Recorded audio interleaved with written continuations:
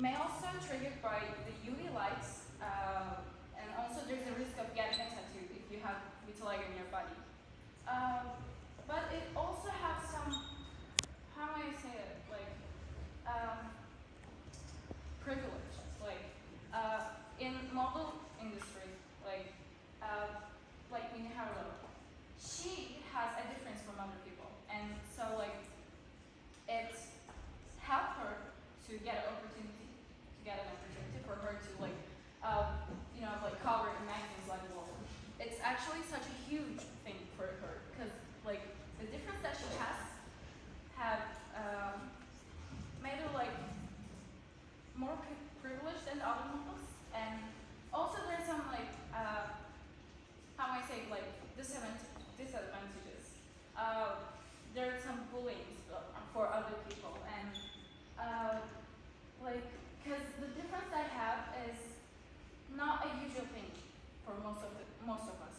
Like you see them and you become like, like why they have white patches on their skin, and also it's common mostly like in black people. So in darker skin that I have, the melanin is less, and the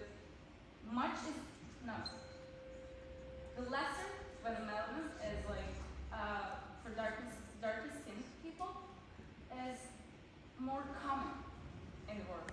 So like you may not see white people having like vitiligo casually, and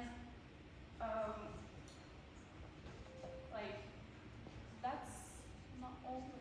Okay, so I don't know like if you have seen some people who have vitiligo in your life. Maybe your like relatives, maybe your friends, but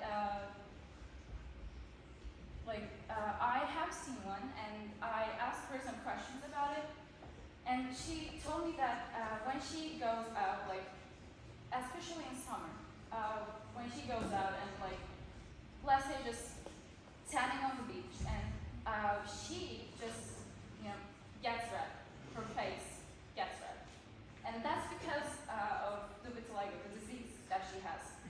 So it triggers her and her body, and her hormones are like going like the highest level of itself. So she just basically doesn't want to go out in the summertime. That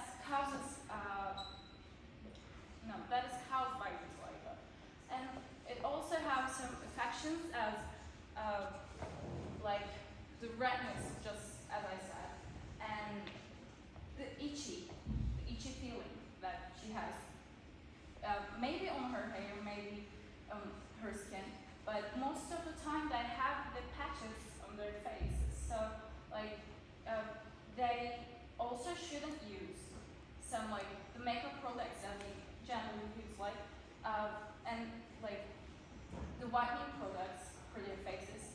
If they use them, they will get triggered, and the patches will get triggered, and it will become itchy, and it will be hard for them to get rid of it easily.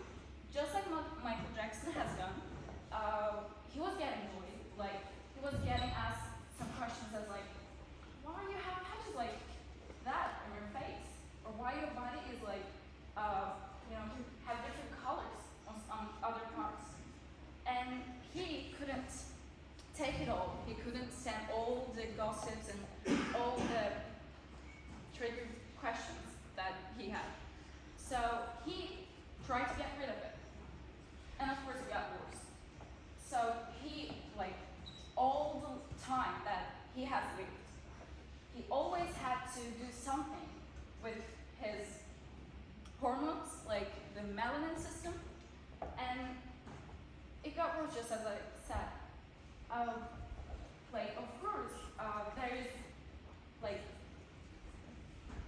there's a reduction. Like, you can reduce the color, the patches, the pigmentation. You can reduce them. That's okay. But you cannot get rid of the vitiligo. It will always have a scar, something on your body, something on your face or hair, and it will never go away totally. So try to get rid of it, you will have to think about it like twice. Because you will always have some scars, things that you will always look at the mirror and see that you have the patches, you still have the patches. You may not get rid of it totally, you may not like yourself with the way that it looks, but you will always have a difference by the view of it. So,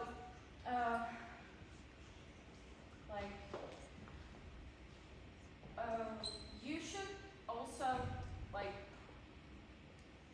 it triggers you. So there are some things that triggers vitiligo much than we think. Okay, so it may be the UV lights and the tanning session, the tanning bath, or some